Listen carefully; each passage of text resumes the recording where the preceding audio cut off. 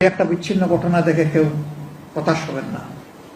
এই ঘটনা হযরতে আদম আলাইহিস সালামের দুই সন্তান থেকে প্রথমে শুরু হয়েছে। 5 লক্ষ 4 লক্ষ 7 লক্ষ লোকের জন্য একজন এমপি কত লক্ষ লোকের নেতাগিরি করবে? 5 লক্ষ ধরেন। এই 5 লক্ষ লোকের আপনি এমপি নির্বাচন করেন। আপনি কি একবার ভেবেছেন যে আমার এই জেলাতে আমরা এমন একটা এমপি দেখতে চাই 5 লক্ষ লোকের নেতা বানাবো? আমরা দেখব এই এমপির দাড়ি আছে কিনা, টুপি আছে কিনা, আলখাল্লা আছে কিনা, জুব্বা আছে কিনা, পাগড়ি আছে কিনা, 5 ওয়াক্ত সালাত আদায় করে কিনা, বউ বেটি পর্দায় থাকে কিনা, হালাল খায় কিনা, হারামখুর কিনা, ঘুষখুর কিনা, সুদখুর কিনা, লুচ্চা কিনা, বদমাশ কিনা। আপনি এটা কি একবারও দেখেছেন? তুমি শুধু স্ত্রীকে বিবাহ করছো না, মনে রেখো স্ত্রীর সাথে তুমি মাকে বিবাহ করছো, দুদিন পরে মা হবে। সে যেন শিক্ষিতা মা হয়, তোমার ছেলে মেয়েকে যেন শিষ্টাচার শিক্ষা দিতে পারে, আদব কায়দা শিক্ষা দিতে পারে, খাওয়া পড়া ঘুমানো পেশাব পায়খানা সালাত শিষ্টাচার এগুলি যেন শিক্ষা দিতে পারে। এমন দিনই পরহেজগার নারীকে তুমি বিবাহ করো। বিবাহের পূর্বে সতর্ক থাকো। আমি বলছি, আল্লাহ নবী বলছেন পুরুষ হলে বিবাহ করো, মানে পুরুষ হলে বিবাহ করতে হবে, কা পুরুষ হলে বিবাহ নয়। বউ হবে, বাচ্চা হবে, 7 বছর বয়স হলে 7 থেকে 10 এই 3 বছর সালাত শিখাতে হবে, মসজিদে নিয়ে যেতে হবে, নিয়ে আসতে হবে, বাড়িতে সালাত শিক্ষা দিতে হবে। এরপরে যখন 10 বছর হবে তারপরে যদি সালাত আদায় না করে তাহলে পিটিয়ে সালাত আদায় করাতে হবে। কি দিয়ে? লাঠি দিয়ে পিটিয়ে। আল্লাহর নবী বলছেন ওয়ালা তারফাসাকা আনহুম আদাবান, তুমি তোমার পরিবার থেকে শিষ্টাচারের লাঠি উঠিয়ে নিও না। যদি পুরুষ হও তাহলে লাঠি থাকতে হবে।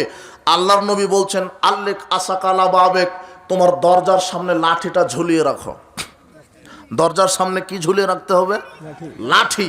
আল্লাহর নবী বলছেন দরজার সামনে লাঠিটা ঝুলিয়ে রাখো, মানে ছেলে মেয়ে দরজা দিয়ে বাড়িতে ঢোকার সময়তেই দেখতে পাবে ওহো ঠিক মতো ফজর আদায় না করলে এটা পিঠের উপরে আছে। বুঝেননি মনে হয় কথা? আপনার মেয়েটা কোচিং করে দুপুর 12টা থেকে 1টা, কয় ঘন্টা? 1 ঘন্টা। দুপুর 12টা থেকে 1টা পর্যন্ত, তাহলে কয় ঘন্টা? 1 ঘন্টা। কোচিংয়ে যেতে লাগে আধা ঘন্টা, আসতে লাগে আধা ঘন্টা, তাহলে 2 ঘন্টা। তাহলে 11:30টায় বের হবে, আধা ঘন্টায় যাবে 12টায়, 12টায় পৌঁছবে, 1টা পর্যন্ত কোচিং করবে। এরপরে একটা কোচিং শেষ, আবার আধা ঘন্টায় আসবে, তাহলে 1:30টায় বাড়িতে ফিরবে। এখন যদি 1:30টার জায়গাতে 1:40 বেজে যায়, আপনার মেয়েটা তখন বলবে আহা 10 মিনিট লেট হয়েছে, তাহলে 10টা বাড়ি আছে। এটা আপনি কারফিউ জারি করে দিবেন। কথা বুঝেননি মনে হয়? আপনার মেয়েটা কোচিংয়ের নামে দুপুর 12টায় বের হলো, মাগরিবের পরে বাড়ি ফিরে, মানে ওই 6 ঘন্টা কি করলো? বিশ্বাস করেন লুচ্চামি করেছে আপনার মেয়েটা। ওটা দেখবে, স্ত্রীও দেখবে যে না একটু উল্টা পাল্টা হলে ওটা আছে। তুমি বিবাহ করতে যেদিন বের হবা সেদিন লাঠিটা দরজাতে ঝুলিয়ে তারপর বিবাহ করতে বের হবা। নতুন বউকে বাড়িতে ঢোকানোর পূর্বে বলবা এই শোনো ওই যে উল্টা পাল্টা হলে ওটা আছে। না, কথা বুঝেননি মনে হয়? এর নাম পুরুষ। তো তুমি লাঠি তোমাকেই পিটাবে তোমার বউ। কেন? ওই যে তুমি যৌতুক নিয়ে বিবাহ করেছো, যে তুমি এখন তোমার বউ তোমার শ্বশুর শাশুড়ির কাছে গরু ছাগল। কি বলো তো তুমি হাটে গেছো গরু কিনতে, 5 লক্ষ টাকা দিয়ে গরু কিনেছো। কত লক্ষ টাকা দিয়ে? 5 লক্ষ। তো তোমাকে তোমার শ্বশুর শাশুড়ি 5 লক্ষ টাকা যৌতুক দিয়েছে, মানে 5 লক্ষ টাকা দিয়ে তোমাকে কিনে নিয়েছে। এখন তুমি তোমার শ্বশুর শাশুড়ি আর বউয়ের কাছে তুমি মানুষ নও, বলো তো তুমি কি? গরু ছাগল। ও যেভাবে চালাবে সেইভাবে। আজকে তওবা করো, যৌতুক নিয়ে বিবাহ করবা না, বলো। আর যত অভিভাবক আছে আপনাদেরকে সতর্ক করছি, ছেলেকে যৌতুক নিয়ে বিবাহ দিবেন না। যৌতুক হারাম। উপস্থিত বৈঠকের মুসলিম দিনী ভাই বোন, বিদ্যা শিক্ষা দিতে হবে ছেলে মেয়েকে। যুবক, যদি পুরুষ বিবাহ করো, বউকে চালানোর ক্ষমতা রাখতে হবে, ছেলে মেয়েকে চালানোর ক্ষমতা রাখতে হবে, তাহলে বিবাহ করো। দায়ুস জান্নাতে যাবে না, আল্লাহর নবী বলেছেন। বউ বেটি যদি ল্যাংটা হয়ে ঘুরে তাহলে তুমি দায়ুস হবে। ছেলে মেয়েকে সঠিক শিক্ষা দাও। বিশ্বাস করো, ছেলে মেয়েকে যদি সঠিক শিক্ষা দিতে পারো তাহলে এই ছেলে মেয়ে তোমাকে বৃদ্ধ বয়সে বৃদ্ধাশ্রমে রাখবে না। কেন? ও কোরআন হাদিসেই শিখবে পিতামাতার খেদমত করতে হয়, মক্তবেই তার হুজুর তাকে শিখাবে বড়দের সম্মান করো, ছোটদের স্নেহ করো, পিতামাতার খেদমত করো। এগুলো মক্তবে শেখানো হয়। কোথায়? মক্তবে। দেখেন না মক্তবের ছোট্ট বাচ্চাটা কি সুন্দর করে সূরা ফাতিহা পড়ে। দেখেন না মক্তবের ছোট্ট বাচ্চাটা কিভাবে ইখলাস পড়ে। দেখেন না মক্তবের ছোট্ট বাচ্চাটা কত সুন্দর করে সালাম দেয়। মক্তবের ছোট্ট বাচ্চাটা আপনাকে সালাম দিচ্ছে আসসালামু আলাইকুম ওয়া রাহমাতুল্লাহ, যেখানে বিশেষ ক্যাডার বলছে যে আসসালামু আলাইকুম। বুঝুনি মনে হয় তুমি? ঠিক। তো আর একটা কথা বলে ওই জায়গাতে ছুটে গেছে, নাহলে মিডিয়া তো ওটা ভুল প্রচার করবে। আমি কিন্ডারগার্টেন প্লে নার্সারির বিরুদ্ধে বক্তব্য দিয়েছি মনে হচ্ছে এরকমই, তাই না?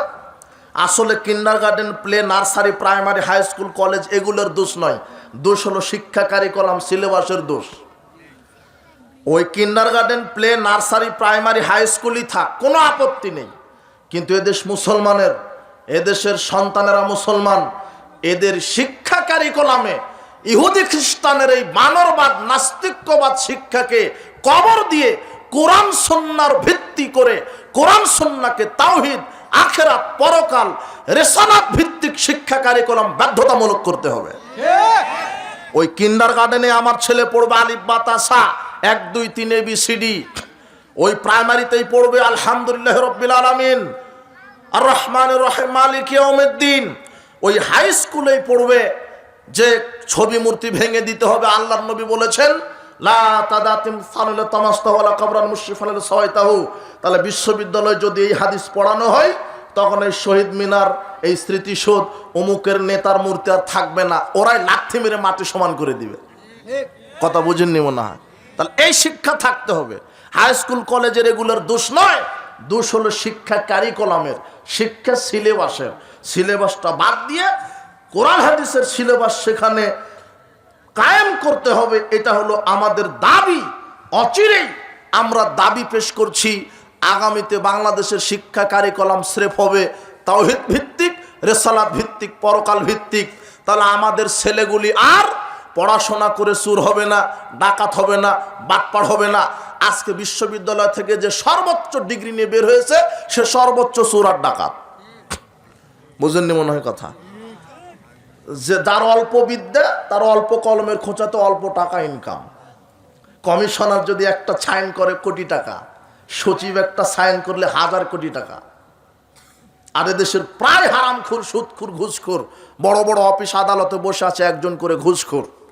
এদেশের ইনকাম ট্যাক্স অফিসে খবর নেন, পাসপোর্ট অফিসে, ভিসা অফিসে, ভূমি অফিসে, সচিবালয়ে এক একজন বসে আছে, ঘুষখোর বসে আছে। ও ঘুষ ছাড়া জনগণের সার্ভিস দিতেই রাজি নয়। এক ফাইল আর এক টেবিল থেকে আর এক টেবিলে যাবে না টাকা ছাড়া।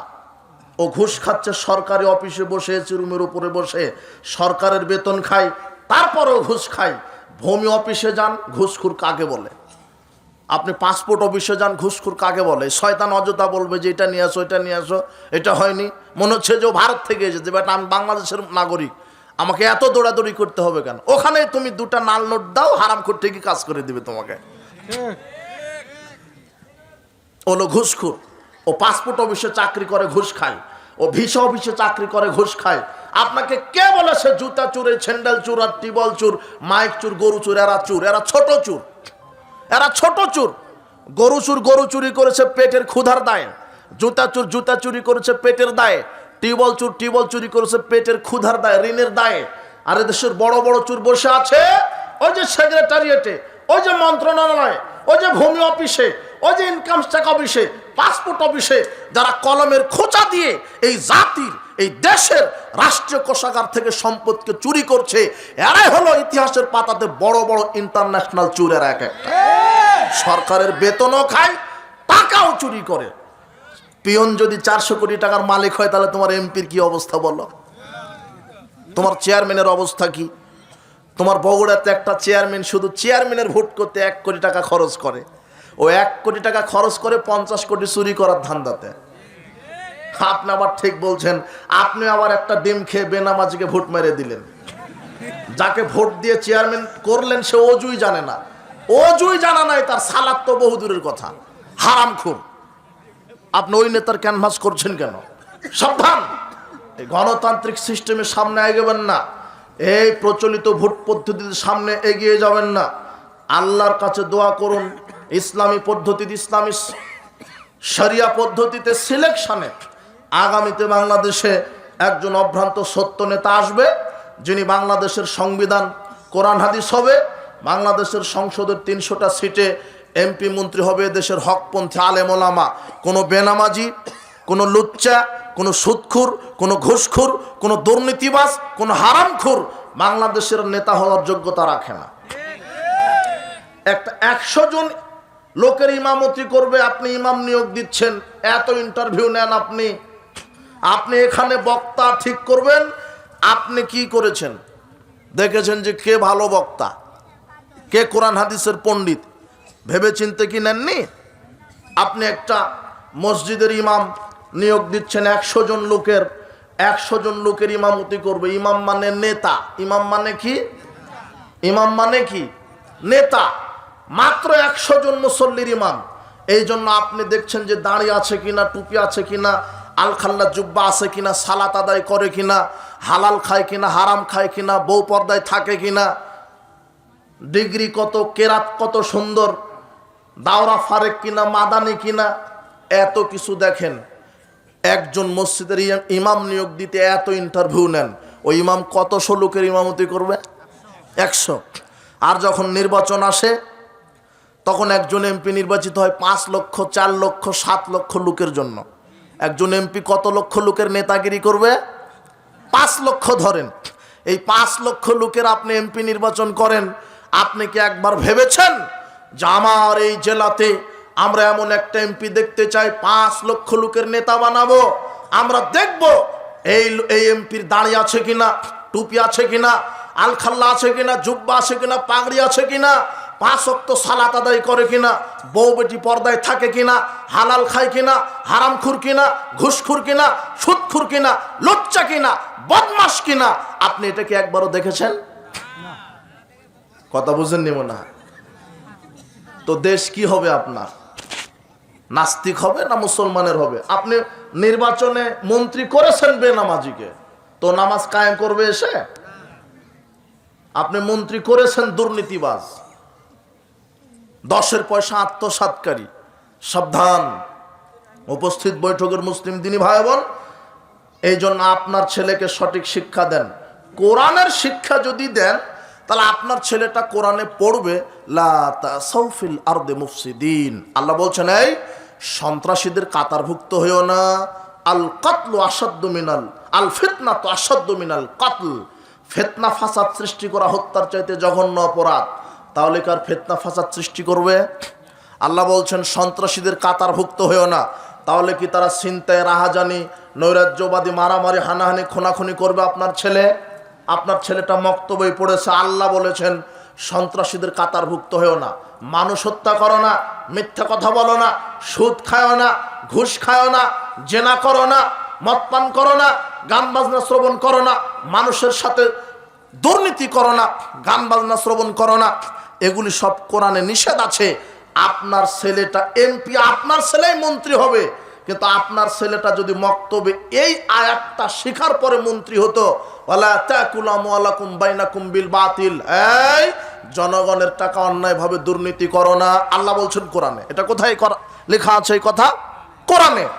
আপনার ছেলে এমপি, আপনার ছেলে যদি কোরআনের এই আয়াতের উপর বিশ্বাস রেখে আল্লাহকে ভয় করার পরে এমপি হতো, ও পটল বিক্রি করে খাওয়াতে রাজি হতো, তো জনগণের টাকা চুরি করতে রাজি হতো না। কথা বুঝেননি? তাহলে এমপিকে আগে কোরআন সুন্নাহ জানতে হবে, ওই মন্ত্রীকে কোরআন সুন্নাহ জেনে মন্ত্রিত্ব করতে হবে, তাহলে এরা আর জনগণের টাকা চুরি করবে না। আপনার ছেলে যদি কোরআন হাদিস জানতো, ওই ক্যারাম, লুডু, ছক্কার আড্ডায়, গান বাজনার আড্ডায় বসে থাকতো না। কেন? কোরআন আল্লাহ বলছেন জুয়া শয়তানের কাজ, জুয়া খেলা হারাম, ক্যারাম, ছক্কা, লুডু, চৌসার, আপনার যা আছে এগুলি জুয়া খেলা। আপনার ছেলে জুয়া খেলতো না। আপনার ছেলেটা যদি এই হাদিসটা জানতো, মান গাসসানা ফালাইসা মিন্না, যে প্রতারক সে মুহাম্মাদের উম্মত নয়, তাহলে সে জনগণের সাথে আর প্রতারণা করতো না। খাদ্যে ভেজাল দিত না, ওজনে কম দিত না, সে দুধে পানি দিত না, মানুষের জমিনের আল ফেলতো না। কেন? জনগণকে প্রতারণা যে দেয় সে মুহাম্মাদের উম্মত নয়। কথা বুঝেননি? তাহলে আসল শিক্ষা এখানে। আপনার ছেলেকে কোরআন হাদিস শিক্ষা দেন, আপনার মেয়েকে কোরআন সুন্নাহ কোরআন হাদিস শিক্ষা দেন, তাহলে দেশ রাষ্ট্র সুন্দর হবে। আপনার ছেলে ইঞ্জিনিয়ার হবে, আপনার ছেলে বিসিএস ক্যাডার হবে, আপনার ছেলে ইঞ্জিনিয়ার হবে, আপনার ছেলে সচিব হবে, র্যাব হবে, আর্মি হবে, পুলিশ হবে, এমপি হবে, মন্ত্রী হবে। কিন্তু প্রথম কোন বিদ্যা শেখার পরে? কোরআন আর হাদিস। কথা বুঝেছেন? আপনার ছেলেরা যদি কোরআন হাদিস জানার পরে এমপি মন্ত্রী হয়, তাহলে জনগণের টাকা আর চুরি করবে না। আমি বলছি না যে সব এমপি মন্ত্রী মেম্বার চেয়ারম্যান জনগণের টাকা চুরি করে, তবে প্রায় চোর, প্রায় চোর, শতকরা 98 জনই চোর। ও তো দুর্নীতিবাজ, ঘুষখোর, সুদখোর। আপনার মাদ্রাসার প্রিন্সিপালও হারামখোর। মাদ্রাসার প্রিন্সিপাল মুখে দাঁড়িয়ে মাথায় টুপি, বছরে হজ করে, কিন্তু যখন শিক্ষক নিয়োগ দিতে বসেছে, মানে সিস্টেমটা এরকম, শিক্ষক নিয়োগ দেওয়ার সব ঠিক আছে, যিনি প্রতিষ্ঠান প্রধান তার সুপারিশ লাগবে, তাই কি না? প্রতিষ্ঠান প্রধানের সুপারিশ লাগে না? তো মাদ্রাসার প্রিন্সিপালও তো প্রতিষ্ঠান প্রধান। এখন সাধারণ যে শিক্ষক, ও বলছে যে স্যার আপনার শুধু একটা সুপারিশ হলেই চাকরি হয়ে যাবে, সব ওকে। তো মাদ্রাসার প্রিন্সিপাল তখন বলছে যে 5 লক্ষ টাকা মিষ্টি খাওয়ার জন্য দিতে হবে। 5 লক্ষ ছাড়া মাদ্রাসার প্রিন্সিপাল সই করবে না। অথচ প্রতি বছর ওমরা করে আসে, 2 বার হজ করেছে, দাড়ি আছে, মেহেদি দেওয়া আছে, টুপি, আলখাল্লা, জুব্বা, সবই ঠিক আছে। আবার বলছে যে তাড়াতাড়ি দেন, জামাতের সময় হয়ে যাচ্ছে। সামাজিক পরিস্থিতি প্রতারণা, শুধু প্রতারণা আর প্রতারণা। এই জন্য আল্লাহর নবী বলছেন, শোনো, শেষ জামানায় মসজিদ ভর্তি মুসল্লি থাকবে, কিন্তু ভিতরে কারো ইমান থাকবে না। মসজিদ ভর্তি ইমান, মসজিদ ভর্তি মুসল্লি থাকবে, ভিতরে ইমান থাকবে না। মানে মুরব্বী 20 বছর ধরে সালাত আদায় করে, 20 বছর ধরে জর্দাও খায়। ওই যে ব্যবসায়িক, ও সবচেয়ে বড় ব্যবসায়িক আপনার বগুড়া গাবতলির, ওর ব্যবসার সব টাকা ব্যাংকের লোনের টাকা। ও হারামখোর। ব্যাংকের লোন কি জাকাতের টাকা না সুদের টাকা? যে পানের দোকানদার, ও পানের ব্যবসা শুরু করেছে ব্যাংক থেকে লোনের টাকা দিয়ে। আপনার এলাকার অটো চালক, রিক্সা চালক, রিক্সাটা কিনেছে ব্যাংক থেকে লোনের টাকা দিয়ে। রিক্সা হারাম, পানের দোকান হারাম, মুদির দোকান হারাম, মোটরসাইকেলের শোরুম হারাম। কেন? ওর অর্থটা হলো সুদের হারাম। সুদি ব্যাংকে চাকরি করা হারাম, সুদি ব্যাংকে যাকে চাকরি করে তাকে ঘর ভাড়া দেওয়াও হারাম। বুঝেননি মনে হয় কথা? বুঝেছেন কি? সমাজ আজকে প্রত্যেকটা ঘরে ঘরে এনজিও, প্রত্যেকটা ঘরে ঘরে সুদ। আল্লাহ নবী বলছেন, 1 টাকা কোনো পুরুষ যদি জেনে শুনে সুদ খায়, 36 বার মায়ের সাথে জেনা দৈহিক সম্পর্কে লিপ্ত হলে যেই পাপ, 1 টাকা সুদ খেলে তার চাইতে বেশি পাপ। বুঝেননি মনে হয় কথা? রাত্রে নিজের স্ত্রীর সাথে দৈহিক যে সম্পর্কটা করেন, ওটা নিজের মায়ের সাথে 36 বার করলে যেটা হয়, 1 টাকা সুদ খেলে তার চাইতে বেশি হয়। তাহলে আগামীকাল সকাল থেকে ভিক্ষা করে খান, জান্নাত হবে। ব্যাংকের সাথে লেনদেন থাকলে জান্নাত হবে না। সুদী ব্যাংকে চাকরি করে এবাদাতের নেকি কবুল হবে না, সুদ খেয়ে এবাদাত কবুল হবে না। লা ইয়াদখুলুল জান্নাতা জাসাদুন গুযিয়া বিল হারাম। ওই দেহ জান্নাতে যাবে না যেই দেহ সুদ, ঘুষ, দুর্নীতি, চুরি, মদ, গাঁজা খেয়ে বড় হয়েছে। এই দেহ জান্নাতে যাবে না। ভিক্ষা করে খেয়ে ইবাদত করলে ইবাদতের নেকি কবুল হবে, সুদ, ঘুষ, দুর্নীতি করে ইবাদত করলে ইবাদতের নেকি কবুল হবে না। প্রায় হারামখোর পাপকে পাপই মনে করে না। যে যত বড় চাকরিজীবী সে তত বড় হারামখোর, তত বড় হারামখোর। সব জায়গাতে ঘুষখোর বসে আছে, চিটার বাটপার বসে আছে, দুর্নীতিবাজ বসে আছে। সাবধান। এই জন্য ইসলাম শিক্ষার কোনো বিকল্প নাই। কোরআন সুন্নাহ শিক্ষা দেন। এই কোরআন সুন্নাহ আল্লাহর ভয় যদি ঢুকে যায়, এই লোকটা সুদ, ঘুষ, জেনা, মাদক খেতে পারে না। আপনার ছেলেকে এটাই শিক্ষা দেন, হাফেজ বানান, আলেম বানান। আপনার ছেলেকে বড় আলেম বানান, হাফেজ বানান। শোনেন, আপনার ছেলেকে প্রকৃত শিক্ষা দিবেন, কোরআন হাদিসের শিক্ষা। সমাজ ভালো হবে, রাষ্ট্র ভালো হবে। আগামীতে দেশের নেতৃত্ব আসবে আপনারই সন্তান। কোরআন সুন্নাহ যারা জানে, আপনি ইমাম বলতে শুধু মনে করেছেন যে মসজিদে ইমাম মানে আজান দিবে আর খাবে, এটাই মনে করেছেন, তাই না? আর আলেম ওলামা কেন রাজনীতির কথা বলবে? কাপুরুষ, তুমি রাজনীতির কি বুঝো? আলেম ওলামায় রাজনীতির কথা বলবে, তুমি কথা বলবে রাজনীতির? রাজনীতিবিদ কাকে বলে? কে রাজনীতিবিদ? তুমি জানো রাজনীতির র বুঝো? রাজনীতি কাকে বলে? তুমি যে নেতাকে বলছো রাজনীতিবিদ, ও পায়খানা করতে জানে না এখনো। ও অজু করতেই শিখেনি। তোমার এই একজন নেতাকে এক বদনা পানি দিয়ে অজু করতে বলো, দেখো ও ভয়ে বাম হাত আগে ধুতে যাবে। তো ওকে রাজনীতিবিদ বলো কেন? রাজনীতিবিদ কি এটা খায় না ফিন্দে না পরে না গায়ে দেয়? কি রাজনীতিবিদ বলো তো? রাজনীতিবিদ কাকে বলে বলো তো? কাকে বলে? আপনি আবার হাসেন কেন? রাজনীতিবিদ কাকে বলে? রাজনীতি যে নীতি নৈতিকতা দিয়ে দেশ রাষ্ট্র জনগণকে পরিচালনা করে তাকে কি বলে? তো তুমি তো মাত্র এক খণ্ড ছোট্ট একটা ভূখণ্ডের নেতা, তাই এত আস্ফালন। তোমাকে রাজনীতিবিদ বলতে হবে? ওমর ইবনুল খাত্তাব সারা পৃথিবীর অর্ধ পৃথিবীর খলিফা ছিলেন, মন্ত্রী ছিলেন। তো তুমি রাজনীতিবিদ না ওমর রাজনীতিবিদ? তুমি একাই রাষ্ট্রকে পরিচালনা করো না ওমর করেছে? মুহাম্মদ সাল্লাল্লাহু আলাইহি সাল্লাম সারা পৃথিবীর রাষ্ট্রপ্রধান মুহাম্মদ সাল্লাল্লাহু আলাইহি সাল্লাম। তো মুহাম্মদ সাল্লাল্লাহু আলাইহি সাল্লাম রাষ্ট্রনীতিবিদ না, রাজনীতিবিদ না? পৃথিবীর ইতিহাসে সবচেয়ে বড় রাষ্ট্রবিজ্ঞানী, সবচেয়ে বড় রাজনীতিবিদ, সবচেয়ে বড় অর্থনীতিবিদ, সবচেয়ে বড় শিক্ষানবিদ, সর্বশ্রেষ্ঠ রাষ্ট্রবিজ্ঞানী যার নাম মুহাম্মদ সাল্লাল্লাহু আলাইহি সাল্লাম। তুমি বলো মাওলানা হুজুর রাজনীতির কথা বলবে মানে হুজুরই রাজনীতি করবে। আগামীতে এই বাংলাদেশে কোনো চোর, কোনো ডাকাত, কোনো লুচ্চা, কোনো হারামখোর, কোনো বেনামাজি, কোনো ঘুষখোর নেতা হতে পারবে না। আগামীতে সংসদের নেতা হবে এই বাংলাদেশের হকপন্থী আলেম ওলামা, এমপি মন্ত্রী হবে ইনশাআল্লাহ। তাহলে দেশে চুরি বন্ধ হবে, লুচ্চামি বন্ধ হবে। সংসদে যখন এই হকপন্থী আলেম ওলামা এমপি মন্ত্রী হবে আর কোরআন হাদিস যখন সংবিধান হবে, তখন আর সুদের বিরুদ্ধে এই বক্তব্যের মঞ্চে ওয়াজ করা লাগবে না। ওই সংসদ থেকে বলা হবে আজ থেকে সুদ হারাম করা হলো। পর্দার ওয়াজ আর এই মঞ্চে হবে না, পর্দার ওয়াজ হবে সংসদে পাশ করা হবে। আজ থেকে প্রত্যেক বালেগা নারীর পর্দা করা ফরজ, যদি পর্দা না করে তাকে আজীবন জেল। এই সংসদে বক্তব্যের মাঠে বলা হবে না বাবাজিরা সালাত আদায় করো। সংসদে আইন পাশ হবে প্রত্যেকটা আকেল বালেগ মুসলিম নারী পুরুষের 5 ওয়াক্ত সালাত বাধ্যতামূলক, যে সালাত আদায় করবে না তার আজীবন জেল। ওটা সংসদে হবে। সংসদে পাশ হবে আজ থেকে যে বিড়ি সিগারেট জর্দাগুলো বা ফেন্সিল খাবে তার প্রথম শাস্তি সবচেয়ে যেটা দামি কোম্পানির জুতা, সেই জুতা দিয়ে 40টা পিটন।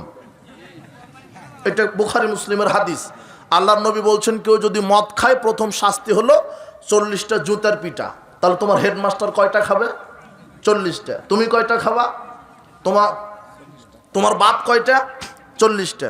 এরপরে আবার যদি 40টা জুতার পিঠা খাওয়ার পরও যদি না হয় আবার খেয়েছে তখন 80টা। কয়টা? তখন 80টা। এরপরেও খায়, তখন রাষ্ট্র চিন্তা করবে যে না এ তো আর ফিরবে না, তাকে জেলে দিয়ে দাও। রাতারাতি মাদক বন্ধ হয়ে যাবে। কিন্তু কিভাবে বন্ধ হবে? তোমার নেতাই যে মদ খায়। কথা বুঝুনি তুমি? তাহলে হকপন্থী আলেম ওলামাকে আগামীতে সংসদে নিয়ে যাও, আল্লাহর কাছে দোয়া করো। আর দোয়া করো আল্লাহ এদেশ মুসলমানের, আকাশ জমিন আল্লাহর, আইন চলবে আল্লাহ, সংবিধান হবে কোরআন হাদিস। তোমাকে এতটুকুন বলে গেলাম, আপনি আপনার ছেলে মেয়েকে দিন শিক্ষা দেন, কোরআন হাদিস শিক্ষা দেন, তাহলে সমাজ ভালো হবে, রাষ্ট্র ভালো হবে। আপনার মেয়েটা বেপরদায় চলবে না, আপনাকে বৃদ্ধাশ্রমে থাকতে হবে না। আপনার ছেলে মেয়েকে সঠিক শিক্ষা দেন। এই কোরআনে লেখা আছে জেনা করো না, মদ পান করো না, সুদ খাও না। এই ভয় যদি ছোটবেলাতেই ঢুকে যায় আপনার ছেলে মেয়ের, ও বড় হয়ে সুদ ঘুষ খাবে না, দুর্নীতি করবে না, চুরি করবে না, জেনা করবে না, মদ পান করবে না, বদমাশি করবে না, জুয়া খেলবে না, গান বাজনা শ্রবণ করবে না। আজকে বিবাহের অনুষ্ঠানে গান বাজে, মোবাইলে গান বাজে, আপনার প্রাইমারি হাই স্কুল কিন্ডারে সব জায়গাতে গান বাজে। এগুলি জাহেলিয়াত। আপনি সাবধান হন। উপস্থিত বৈঠকের মুসলিম দিনী ভাই বোন, আপনাদের প্রতি উদারতা আহ্বান জানিয়ে আমরা বলতে চাচ্ছি যে কোনো মূল্যে কোরআন সুন্নাহ ছেলে মেয়েকে শিক্ষা দিবেন। আমি আবারও বলে গেলাম, আমি প্রাইমারি হাই স্কুল বিশ্ববিদ্যালয় কিন্ডার গার্ডেনের বিরোধী নই। কথা কি বুঝেছো তুমি? ওগুলো ওইভাবেই থাক, শিক্ষা সিলেবাস যেন কোরআন হাদিসের হয়। আমি নেতার পরিবর্তন চাই না, আমি নীতির পরিবর্তন চেয়েছি। তোমার এরাই নেতা হোক, তবে সংবিধান যেন হয় আগামীতে কোরআন হাদিস। তাহলে রাষ্ট্র ভালো হবে, মানুষ তার জীবনে নিরাপত্তা ফিরে পাবে, নারী তার সতীত্বর মর্যাদা ফিরে পাবে, মানুষের অর্থ সম্পদ চুরি হবে না। আজকে দেশে মানুষের আজকে কোনো নিরাপত্তা নেই। কেন? যে দেশে আইন বিচার ব্যবস্থা নেই, নিরাপত্তা তো থাকবেই না। যাই হোক, আল্লাহ সুবহানাহু ওয়া তাআলা আপনাদেরকে কোরআন সুন্নাহ বুঝে মেনে চলার তৌফিক দান করুন, আমিন। আর আজকের ইসলামী সম্মেলনে যারা এসেছেন, যত নারী পুরুষ অভিভাবক, আমি আপনাদেরকে বলবো, আপনাদের ছেলে মেয়ের ব্যাপারে সচেতন হন। ছেলে মেয়েকে কি শিক্ষা দিচ্ছেন? অশিক্ষা কুশিক্ষা দিয়েন না, পরকাল হারাতে হবে। আর যত যুবক এসেছ, তোমাদের ব্যাপারে কথা সবই এক, সবার জন্যই কথা হলো, তবে তোমাদের যৌবনকালকে তোমরা মূল্যায়ন করো। গানের আড্ডায়, জোয়ার আড্ডায়, মদের আড্ডায়, ঘুষের আড্ডায়, জেনার আড্ডায় আর গান বাজনার আড্ডাতে তুমি থাকবে না। আল্লাহর নবী বলছেন 7 শ্রেণীর লোককে আরশের নিচে জায়গা দিবে। তার এক হচ্ছে যারা ওই যৌবন বয়সে আল্লাহর ইবাদত করেছে। এই যুবক, তুমি আজকে তওবা করো, মাদককে না বলো। বারাকাল্লাহু ফিকুম, জাযাকুমুল্লাহ খায়ের। কয়েকটা জিজ্ঞাসা এসেছে, 1 মাস আগে তালাক হয়েছে, আবার সে ওই মেয়েকে বিবাহ করেছে, তাহলে কি এই বিবাহ জায়েজ? 1 মাস আগে যদি তালাক হয়, তাহলে আবার যদি ফিরে আসতে চায়, হ্যাঁ বিবাহ করতে পারে, সমস্যা নেই। কিন্তু 3 মাস পার হয়ে গেছে, তাহলে আবার নতুন করে বিবাহ নিতে আসতে হবে। আর 1 মাস হয়েছে তালাক, আবার যে কোনো সময় আসতে পারে, কোনো সমস্যা নেই। আদায় একটু চাদর দেন, তাহলে তো হবে। আমি আদায় ওইভাবে বলতে পারি না। জুমার সালাতে কতটি আজান হবে? জুমার দিনে 1টি আজান হবে। জুমার দিনে 1টি আজান হবে, 1টি সুন্নাত। 2টা আজান দিয়েছেন ওসমান রাদিয়াল্লাহু আনহু, যেই কারণে, যেই স্থানে, ওই কারণ যদি এখনো থাকে, ওই কারণে এখনো 2টা আজান দিতে পারেন। তবে মসজিদে 2 আজান নয়। ওসমান রাদিয়াল্লাহু আনহু তিনিও মসজিদে 2 আজান দেননি। তিনি আগে বাজারে একটা দিয়েছেন, জাওরা নামক বাজারে, যেখানে মানুষ হাট বাজারে ব্যস্ত ছিল, যে যাও ওখানে একটা দিয়ে আসো। তিনিও মসজিদে 2 আজান দেননি। আপনি উসমানের হাদিস নিয়ে এসে মসজিদে 2 আজান মেরে দিচ্ছেন কেন? মসজিদে 2 আজান দেওয়া বিদআত। মসজিদের ভিতরে চেয়ারে বসে সালাত আদায় করা যাবে কি? সালাত নিজের শারীরিক ভারসাম্যে, যদি চেয়ার ছাড়া একেবারে নাই হয়, একেবারেই হচ্ছে না, এটা কে জানে? এখন আপনি পড়তে পারবেন চেয়ার ছাড়াই, তারপরে একটু শান্তিতে পড়তে যাচ্ছেন, ওইভাবে হবে না সালাত। দাঁড়িয়ে না পারলে বসে, না পারলে শুয়ে, মাটিতে বসে পড়েন, কিন্তু মাটি তো আপনি পা বা কোমর দিতে পারছেন না, একেবারে চেয়ার ছাড়া হচ্ছেই না, সেই ক্ষেত্রে চেয়ার। জুমার দিনে খুতবা লম্বা করে জামাতের টাইম শেষ হয়ে যায়, তারপরেও সময়ের সাথে সালাত আদায় করে না, এটা সঠিক উত্তর চাই। জুমার সালাতে, জুমার দিনে খুতবা রাসূল সাল্লাল্লাহু আলাইহি ওয়াসাল্লাম সংক্ষেপ করতেন, সালাত দীর্ঘ করতেন। কিন্তু খুতবা সংক্ষিপ্ত মানে এই নয় যে খুবই ছোট। খুতবা চলবে সারগর্ভপূর্ণ, যেহেতু জুমার দিনে সব শ্রেণীর লোক সামনে থাকে। আর যতক্ষণ খুতবার মধ্যে থাকা হয়, ততক্ষণ সালাতের মধ্যেই থাকা হয়। 2-1 মিনিট যদি 5 মিনিট 10 মিনিট লেট হয়, কোনো সমস্যা নেই। আমাদের এখানে জুমার সালাতে 2টি আজান।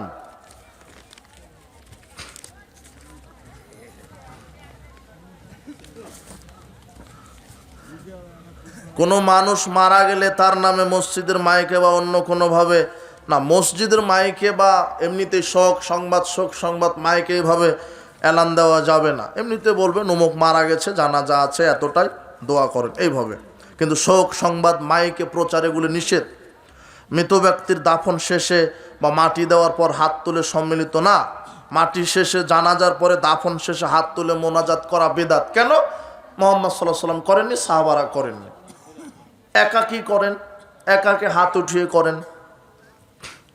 মসজিদের মৃত ব্যক্তির তবারক বা অন্য কোনো খুশির উপলক্ষে তবারক দেওয়া, মৃত ব্যক্তির নামে তবারক দেওয়া যাবে না। মৃত ব্যক্তির জন্য যেটা হয় সেটা সাদগা, ওটা 8 শ্রেণীর লোক খাবে, ফকির মিসকিন, অসহায় দরিদ্র, এরা খাবে। মৃত ব্যক্তির জন্য যা দান করা হয় সেটা সাদগা হয়, আর সাদগা 8 শ্রেণীর লোকে খাবে, সেটা ফকির মিসকিন, এতিম, অসহায়, এরা খাবে। ধনী মানুষ খেতে পারবে না। আর এমনিতেই খুশি, ছেলে চাকরি পেয়েছে, ছেলে পরীক্ষায় পাশ করেছে, সংসারে বরকত হয়েছে, ক্ষেত খামারে বরকত হয়েছে, আপনি মানুষকে এমনিতেই হাদিয়া দিতে পারেন মসজিদে, মাদ্রাসা, এতে সমস্যা নেই। হাত পা সব কিছু ঠিক আছে, তারপরও ভিক্ষা করে এদেরকে ভিক্ষা দেওয়া যাবে? যে চায় তাকে দেন, যে চায় তাকে দেন, ওটা আপনি তদন্ত করতে যায়েন না। যদি সে সব সক্ষম তারপরে ভিক্ষা করে খায়, আর বিচার মাঠে কঠিন শাস্তি উল্লেখ আছে। তার চেহারা থাকবে, তার চেহারাতে কোনো গোস্ত মাংস থাকবে না, তার পরিণাম জাহান্নাম। যারা একেবারে সবল, হাত পা সব আছে, কাজ করে খেতে পারবে, তারপরও ভিক্ষা করে, এরা বিচার মাঠে এমন ভাবে উঠবে যে কঙ্কাল, এদের শরীরে কোনো মাংস থাকবে না, পরিণাম জাহান্নাম। কিন্তু আপনার কাছে একজন ধনী ব্যক্তিও যদি হাত পাতে, আপনি তার অন্তর বিচার করতে যায়েন না। যে চাই, সামর্থ্য থাকলে তাকে দেন। কথা বুঝেননি মনে হয়? আপনি আপনার নেকি পাবেন। অনেকেই বলে রাতে টাকা বা অন্য কোনো জিনিস দেওয়া যাবে না, এটা কুসংস্কার। রাতে, দিনে, সকালে, বাকিতে সব সময় দেন, যে যখন চাই তখন দেন, ওটা কুসংস্কার, ওটা শিরক, ছোট শিরক। মসজিদের জমিতে যদি কোনো কবর থাকে তাহলে ওই মসজিদে সালাত হবে না। মসজিদের জমিতে যদি কবর থাকে ওই মসজিদে সালাত হবে না। কবরস্থান আলাদা, মসজিদ আলাদা। যারা দাড়ি রেখে আবার দাড়ি কাটে, তাদের পরিণতি কি হবে? কাবিরা গুনাহ। দাড়ি চাঁচা ছাঁটা হারাম, দাড়ি ছেড়ে দিতে হবে। দাড়ি রাখা ফরজ, দাড়ি রাখা কি ফরজ, দাড়ি কাটা ছাঁটা কাবিরা গুনাহ। ওয়াফিরুল লিহা ওয়াফুস শাওয়ারিব। আল্লাহর নবী বলছেন, এই দাড়ি ছেড়ে দাও, কঠিন হুকুম। কথা বুঝেননি মনে হয়? আপনার দেশের একটা প্রধানমন্ত্রী যদি ফজরের পরে একটা হুকুম দেয়, আপনি মেনে নিতে রাজি? আর সর্বশ্রেষ্ঠ মানুষ মুহাম্মদ সাল্লাল্লাহু আলাইহি ওয়াসাল্লাম বলছেন, এই দাড়ি ছেড়ে দাও, কঠিন বিধান। মানে দাড়ি ছেড়ে দেওয়া ফরজ। কে বলেছে সুন্নাত? ও ভুল বলেছে। দাড়ি রাখা ফরজ। বলো তো কি ফরজ?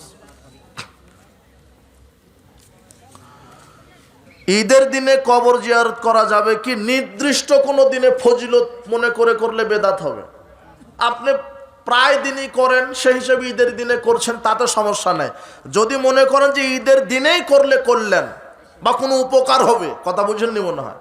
নির্দিষ্ট কোনো দিনে, ঈদের ঈদের দিনে করছেন, জুমার দিনে করেন, রমাদানে, এইভাবে নির্দিষ্ট করে করেন না, তাহলে বেদাত হবে। আপনি প্রায় দিনই করেন, সেই হিসেবে ঈদের দিনেও গেছেন, তাহলে হবে না। শুধু নির্দিষ্ট দিনই করেন না। যারা হজ করে তারপরে নামের আগে আলহাজ ব্যবহার করে, ওই করা যাবে কি? সে নিজে করতে পারবে না, আর একজন যদি সম্মান দিয়ে লিখে তাহলে সমস্যা হবে না, আর দিয়েন না, শেষ। যারা হজ করে এসেছে তারা নিজে বলতে পারবে না, আলহাজ লিখো, মানে অন্তরে একটা কি আছে? অহংকার আছে যে আমাকে মানুষ আলহাজ বলুক, তাহলে ও জাহান্নামে চলে যাবে। লোক দেখানো আমল। কিন্তু আর একজন সম্মান করে যে না, লোকটা হজ করে এসেছে, আলহাজ, আর একজন লিখতে পারে, তবে না লেখাই ভালো।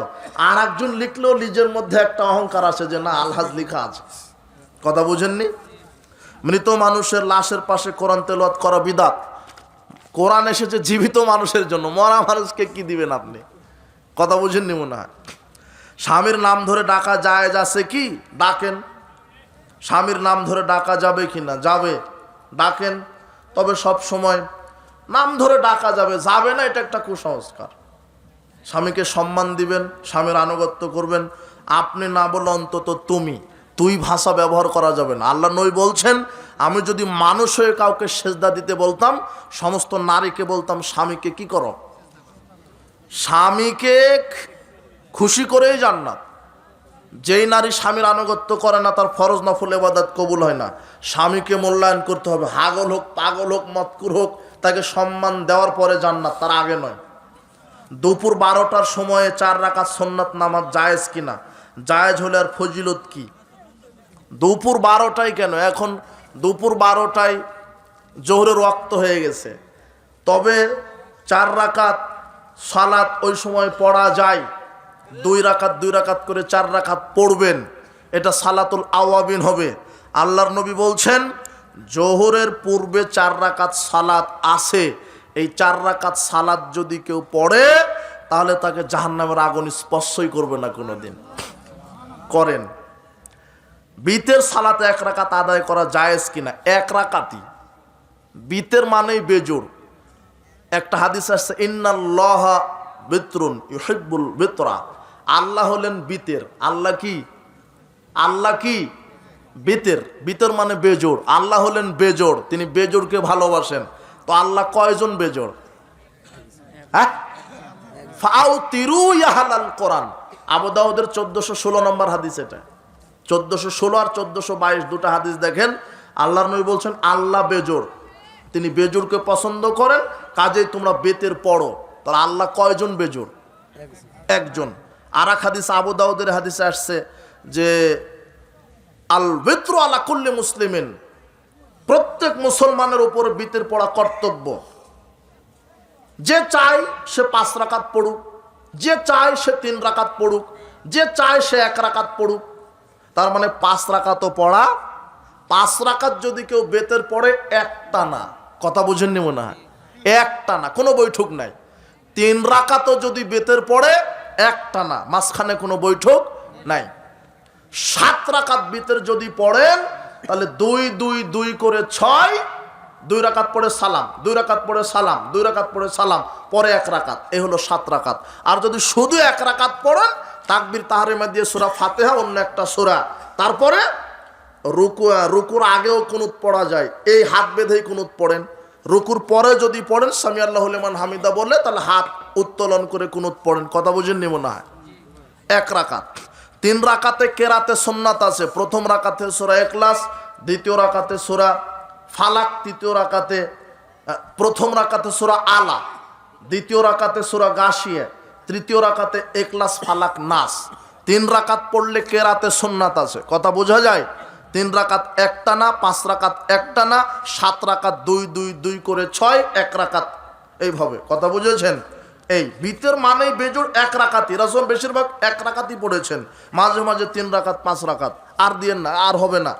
ইমাম সূরা ফাতিহা সঠিক নাই, ইমামতি করা জায়েজ আছে কিনা? সঠিক নাই, তাহলে ও ইমাম হলো কেন? ভালো ইমাম নিয়োগ দেন। বারাকাল্লাহু ফিকুম, জাযাকুমুল্লাহ খায়ের। সুবহানাকা আল্লাহুম্মা ওয়া বিহামদিক, আশহাদু আল্লা ইলাহা ইল্লা আনতা আস্তাগফিরুকা ওয়া আতুবু ইলাইক। আসসালামু আলাইকুম ওয়া রাহমাতুল্লাহি ওয়া বারাকাতুহু।